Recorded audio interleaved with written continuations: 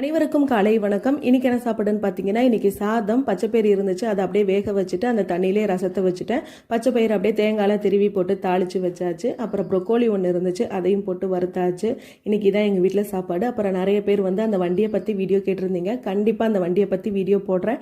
நிறைய பேர் எங்களுக்கு யூஸ்ஃபுல்லாக இருக்கும், நானும் மாற்றுத்திறனாளி தான், சொல்லுங்க டீட்டெயில் சொல்லுங்க அப்படின்னு சொல்லி கேட்டிருந்தீங்க. கண்டிப்பாக போடுறேன். நான் கொஞ்சம் உடம்பு சரியில்லை, அதனால தான் நான் வந்து வீடியோ போட முடியல. யாரும் தப்பாக நினச்சிக்காதீங்க.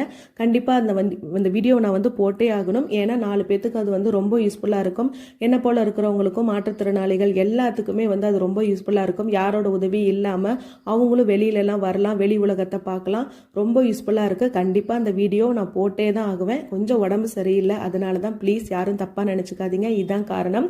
அப்புறம் இன்னைக்கு வந்து சென்னையில் இருக்கிற தர்ஷினிக்கும் பிரியான்றவங்களுக்கும் வந்து இன்னைக்கு பிறந்தநாள். இனிய பிறந்தநாள் வாழ்த்துக்கள் சிஸ்டர், வாழ்க வளமுடன்.